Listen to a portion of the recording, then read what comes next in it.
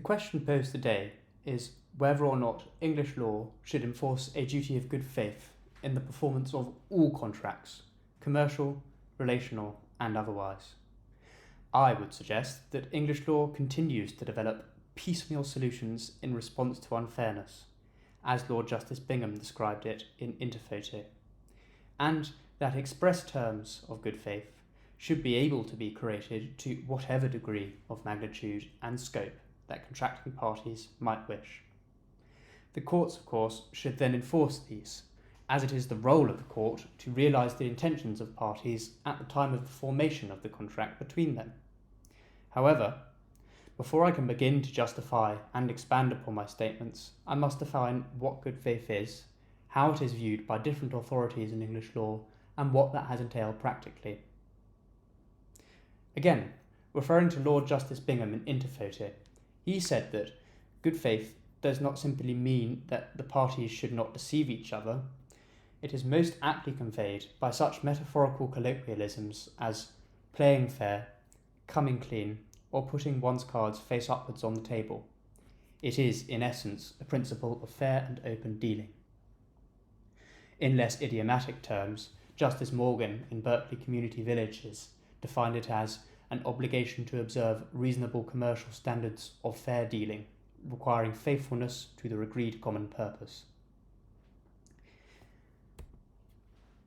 The English common law is unique to an extent in its hostility towards the doctrine of good faith, as compared to most civil code countries, which have far-reaching and inescapable tenets of good faith embedded within their codes. One example of this is in the US, with their Uniform Commercial Code stating that every contract or duty within Uniform Commercial Code imposes an obligation of good faith in its performance and enforcement in Section 1304.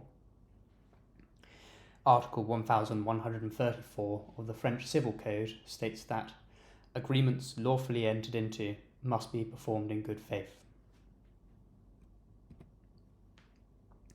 The English courts have long been resistant to recognising a general duty of good faith when it comes to interpreting the contractual duties owed by one commercial party to another, such as in Mid-Essex, where, in regards to a term in a clause between the two parties concerning good faith, Lord Justice Jackson said, "The obligation to cooperate in good faith is not a general one which qualifies or reinforces all of the obligations on the parties in all situations where they interact. The obligation to cooperate in good faith is specifically focused upon the two purposes stated in the term." From judgments such as this, we can see that what the English courts have done is define the specific scope of good faith within a term that allows for it, considering all the context that may arise around it.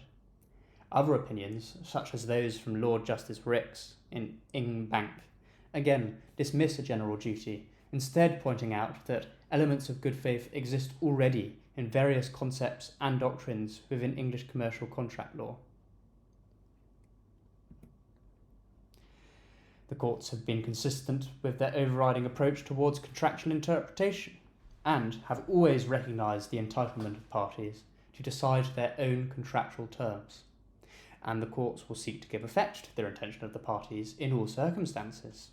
Thus, where parties have agreed expressly to act in good faith, the courts will seek to give effect to that agreement and have, in various cases, set out what duties arise in those circumstances, such as in the case of CPC Group Limited and Qatari Dyer, where Justice Voss held, whilst of course having regard to the context, that the obligations were, firstly, to adhere to the spirit of the contract, secondly, to observe reasonable commercial standards of fair dealing, thirdly, to be faithful to their agreed common purpose, and fourthly, to act consistently with the justified expectations of the parties. Here we can see a legal test being laid out and then applied. Similar sentiments and methodologies have been expressed and applied more recently, such as in Unwin and Bond, by Justice Klein, where the defendant was found to have breached an express duty of good faith. Klein's own test at paragraph 230, setting minimum standards for a party to observe once it has been established that certain actions are subject to good faith. Firstly, they must act honestly. Secondly, they must be faithful to the parties' agreed common purpose as derived from their agreement. Thirdly, they must not use their powers for an ulterior purpose. Fourthly, when acting, they must deal fairly and openly with their opposing party. And fifthly, they can consider and take into account their own interests, but they must also have regard to their opposing party's interests. Klein states that these minimum standards are not entirely distinct from one another, rather they tend to overlap. Where the parties incorporate in their contracts the power on the part of one party to exercise a discretion to determine a particular contractual right or obligation, this being distinct from a contractual right simply to act in a certain way, it will require the application of rationality, often referred to as the Braganza duty, so called after the Supreme Court case wherein Lady Hale said that a party who is charged with making decisions which affects the rights of both parties to the contract has a clear conflict of interest, heightened where there is a significant imbalance of power. The courts ensure that such contractual powers are not abused by implying a term as to the manner in which such powers may be exercised, which may vary according to the terms of the contract and the context in which the decision-making power is given. In short, a party exercising such discretion must not do so arbitrarily or capriciously.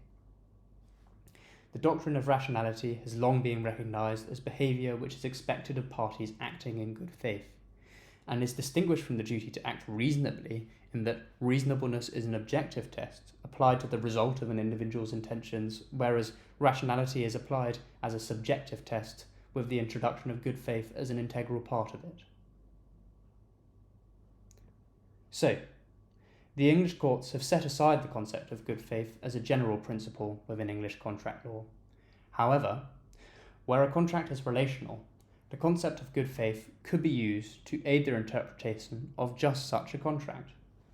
The courts have recognised relational contracts to be where a failure to act in good faith will frustrate the intentions of the parties because of the nature of the contractual relationship, namely contracts which are long-term.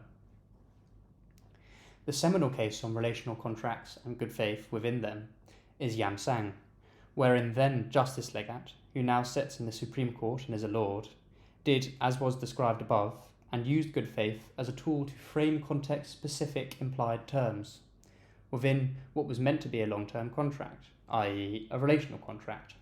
He did this saying, under English law, a duty of good faith is implied by law as an incident of certain categories of contract, for example, contracts of employment and contracts between partners, or others whose relationship is characterised as a fiduciary one. However, Legat proposed that the duty could go further than to just be limited to relational contracts, saying that there seems to me to be no difficulty following the established methodology of English law for the implication of terms in fact, in implying such a duty in any ordinary commercial contract, based on the presumed intention of the parties. Later in the judgment, he addressed 6 further points in an obiter fashion in regards to English law's reluctance to recognise implied duties of good faith. The 6th of which, at paragraph 152, addressed concerns surrounding how such a general duty would affect contract certainty, stating, "The fear that recognising a duty of good faith would generate excessive uncertainty is unjustified. There is nothing unduly vague or unworkable about the concept. Its application involves no more uncertainty than is inherent in the process of contractual interpretation." The BIICL Concept Note 3 was issued during the recent pandemic in order for commercial parties to get through their extraordinary financial suffering, which was a consequence of the restrictions imposed by every government globally.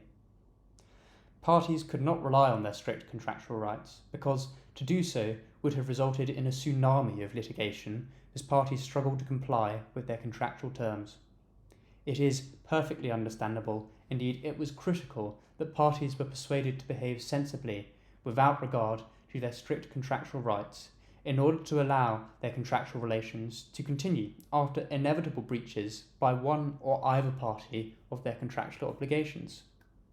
What we then witnessed, admittedly not solely due to the concept note, but perhaps due more to unexpected common sense, was unprecedented willingness of parties to do just that, with the support, of course, of governmental financial assistance. This in turn raises the question posed: should parties be encouraged to act in good faith more generally and not act purely with regard to their commercial self-interest, as encapsulated in their freely negotiated contractual agreements? In conclusion, to return to said question, society has, in various respects, come away from looking at all commercial contexts with regard to the right of commercial parties to act in their own self-interests. For example, the Companies Act 2006 now expressly provides for directors to, in good faith, consider various impacts their company might have in its operation, such as that on the community environment or on the interests of their company's employees. It is therefore unsurprising that then Justice Legat in Yam Sang expresses sympathy to a wider application of the doctrine of good faith by the English courts, in order to recognise these trends in modern society. My own view is that, increasingly, we will find entities being required to have regards to these wider interests, and these will include an expectation to recognise the interests of the other contracting party as well as its own. At the moment, Justice Legat's views in Yam Sang represent the high watermark of such judicial recognition. We have seen during the pandemic commercial entities are capable of recognising wider societal responsibilities. The balance is clearly in preserving sufficient contractual certainty under English law, with all the benefits that brings, with the desire to encourage parties to act with those recognised duties of the good faith doctrine summarised in Unwin.